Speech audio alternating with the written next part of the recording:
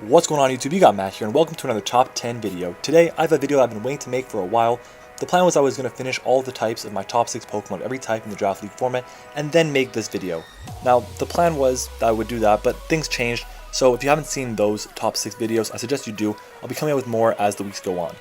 Anyways, the reason I'm making this video is because my buddy Scrappy10, he made his top 10 Pokemon in the Draft League format and then suggested I do the same thing. Now you should all go subscribe to Scrappy's channel and check out his list. He makes a ton of great content that is very consistent and he's an awesome guy, so please go check him out. The links are in the description below. Anyways, I wanted to make this list because today just felt like the right time. I felt like, my list was really solid, the meta is pretty much firmly in place, and I thought my list could be very informative to those who are looking at getting into the Draft League format. Now before we get started, I want to explain why I'm qualified to talk about this. So I've been in over 20 seasons of leagues and I'm always trying to draft new things, something that could be kind of interesting or just whatever I like at that point. Some of the leagues I'm currently in are the UPC, the IBL, the ICBA D League, the WPL, and the Pokemon for Glory Next Generation. So as you can see, I have a ton of different experiences and hopefully you guys stick around my channel to watch my team, the Montreal Milotic, kick butt in each of those leagues. So let's get into the criteria that make a Pokemon amazing in the format. Firstly, I want a Pokemon that can do many things well. Having multiple good options for each of your Pokemon provides you with the opportunity to run unexpected sets every week. The reason why Chansey will never be on my list is because the only thing it can really do is be a special wall or maybe a physical wall, and it's just way too passive to do those jobs even well. The second criteria that I have is that the Pokemon cannot be in the Smogon Ubers tier or be part of the busted/questionable group of Pokemon, meaning there's going to be no Tapu Lele, Magearna, Hoopa-Yu, Sheer Force Landorus-I, and so many others. Those are the only two criteria, that's it. But I should mention that this list applies to any type of draft, whether that's points, tiered, free, or even UCL styled.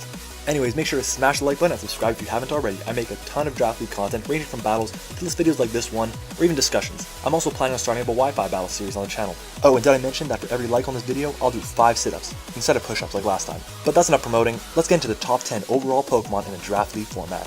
Number 10, Zapdos. Zapdos is incredible and very underrated. It usually slides in the second or even third round of some drafts. Zapdos has incredible stats, which look underwhelming, but you can mold them to do really whatever you need them to do. It has base 125 special attack stats. With a wide variety of coverage options, it can be a very scary wall breaker with excellent defensive splits of 90, 85, and 90.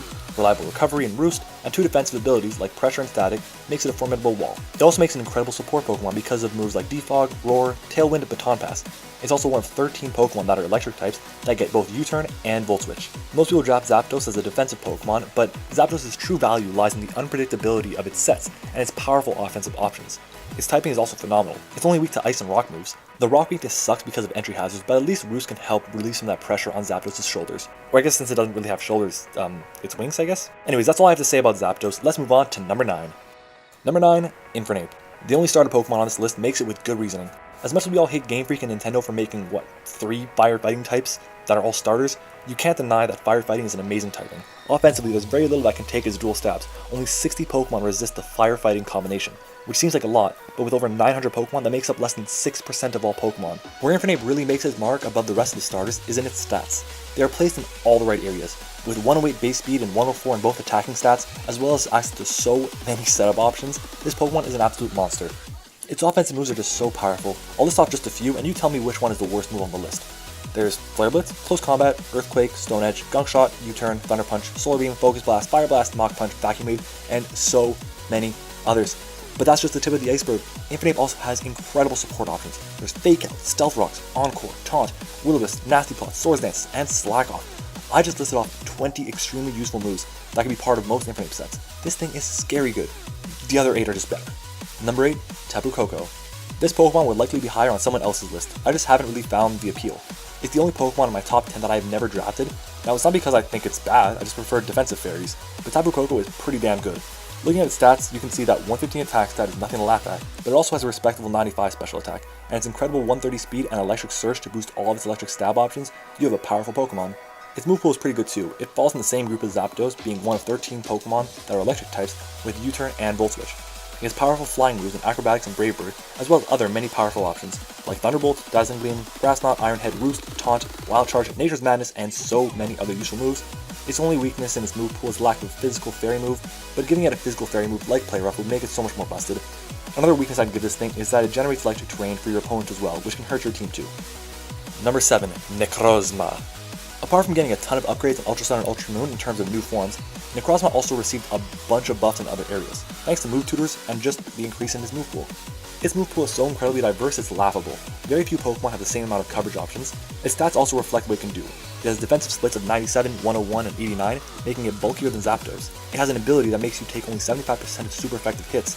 It's reliable recovery in both Moonlight and Morning Sun, and it has so many other incredible support options.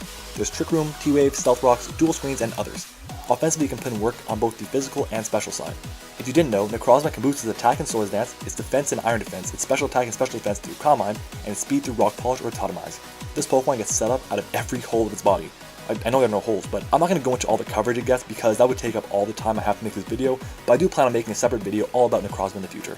The scariest thing about Necrozma in my eyes is that it's the best stored power set user in the game. Without a Dark type on your roster, you better bring Haze or a phasing move like Whirlwind to deal with it. I do want to spotlight the brand new move in Photon Geyser though. With the introduction of this move, there's no reason to run Psychic or Psycho Cut on it anymore. I could go into so much more depth on Necrozma, but I'll save that for another video. Number 6, Zygarde 50%. Zysnake, the Pokemon that was irrelevant in the generation it was introduced in, but has so much success in the generation after. The Zygarde 50% is so good. That's really the only way I can describe it.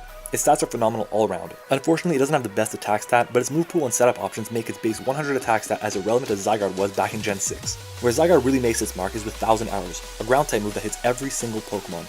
That's really Zygarde's bread and butter. Apart from that, it gets a plethora of other options. There's Crunch, E-Speed, Outrage, 1000 Waves, Core Enforcer, Stone Edge, Zen Headbutt, but sadly, no Dragon Claw. You can really set up a Zygarde set to do whatever you need to, you just gotta be creative. It can set up all over random HP Ices with Coil or D-Dance, and fire back +1 Outrages or whatever powerful stab you want. In my eyes, its ability and the lack of Stealth Rocks hold it back from being one of the 5 best Pokemon in the Draft League format. Number 5, Manaphy. When you think of Manaphy, you think of 2 sets, the standard Tail Whirl 3 attack set or the Z Rain Dance set. Those 2 sets are so incredibly powerful, but alone they aren't enough to land this Pokemon in my top 5. It's the fact that it has insane bulk at 100s all around, it gets great support options in Heal Bell, Knockoff, U-Turn, and Dual Screens that allow us to be a great defensive Pokemon. Offensively, it really is super powerful with Surf, Energy Ball, Psychic, Shadow Ball, Ice Beam, Dazzling Gleam, and other moves. Manaphy is higher up on this list because it can set up on so much, and it doesn't need too much to OHKO an entire roster. Give it a Salac Berry, and you should outspeed whatever your opponent throws at it. I just love Manaphy. It's a great Pokemon that's feared by many, and you really should find a way to make it on more of your teams. Number 4, Kyurem Black. Kyurem Black really needs no reasoning behind it making it this high on my list. Its offensive stab is so powerful, but even more impressive than that, it has by far the highest single attacking stat of any Pokemon on this list. At base 170 attack with a powerful physical move like Fusion Bolt, Dragon Claw, Outrage, Iron Head, Stone Edge, Zen Headbutt, and even Freeze Shock, this thing just shouldn't be legal. Its only downside is that it doesn't have access to a good physical ice move. And by the way, Kyurem-B's uninvested attack stat is higher than Taboo Cocoa's attack stat if it was maxed out in all areas. That's so strong! Kyurem-B can also be a great support Pokemon. Sadly, it didn't get defogged with the new move turn moves, but this thing is a great answer to electric, water, and grass types. With defensive splits of 125, 190, and Roost, not much can OHKO this monster when invested properly. Kyurem is so strong and will undoubtedly be your MVP even if it doesn't have the greatest team around it. In my opinion, the only reason why this thing is not banned is because it doesn't have that good physical ice move. Into the top 3 we go. Number 3, Celesteela. The only Ultra Beast on this list is here with great reason. Not only does it have phenomenal typing and steel and flying, being only weak to electric and fire, but it can pretty much do anything. Defenses are 97, 103, 101, offenses of 101, 107, 61, they look amazing. But Beast Boost just adds so much to that, making it snowball and become even better as the game goes on. If you want it to be an offensive speedy sweeper, you can do that because of a Totemize and Beast Boost. If you want to be a defensive monster that's near impossible to KO, you can do it with Leech Seed and Protect. In my eyes, it's clearly in the top 3, but if you give it one of either Roost, Stealth Rock, or Defog, this Pokemon would jump to my number 1 spot right away. Let's talk about its coverage. It has powerful Steel, Flying, Grass, and Fire moves on both sides, as well as Earthquake to deal with the 2 types that are super effective against it. It's just amazing. It's an awesome Z user, and it really just benefits any type of team build. If you want a more in-depth guide on Celesteela and why it's one of the best Pokemon in the format, check out my good pal It's Gregor to 60s video. It's fantastic, simply fantastic. It'll be linked in the description below. Number 2, Landorus-T, Mr. Smogon himself. With usage of over 50% in Smogon OU, you know this thing has a ton of sets. I'll just list off a few. There's Choice Scarf, Defensive Rocky Helmet, Double Dance, Z-Move, Entry Hazard Lead, and there are so many others. Not only does Landorus-T have a ridiculous 145 base attack stat, it is one of the best abilities in the game being Intimidate.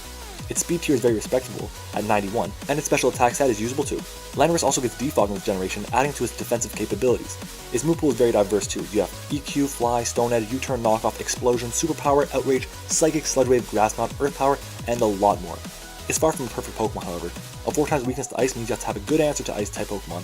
Really, there's just too much for me to go into an in-depth discussion about it. All you need to know is that drafting Landorus-T with your first pick in a draft is never a mistake. here we are with the number 1 spot. It's a Pokemon that I absolutely adore, and every time I play a game, whether it's present or not in that game, I gain a new appreciation for how good this Pokemon is. Number 1, Mew. With base 100 stats all around and a move pool that literally includes all TMs, HMs, and move tutors except for the signature ones like Dragon Dance, Grass Pledge, Water Pledge, those moves like that, this Pokemon can do anything. You want a bulky Pokemon that will never die? Give it Roost, Will-O-Wisp, your choice of attacking move, and a supporting move like Taunt, Defog, Rocks, and you have a Skeleton for a fat Mew. Want a Setup Sweeper that, again, can beat down your opponents?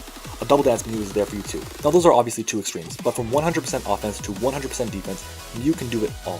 Mew provides incredible support as well as destructive options. It was also even given its own Z Crystal, which in many leagues is actually banned.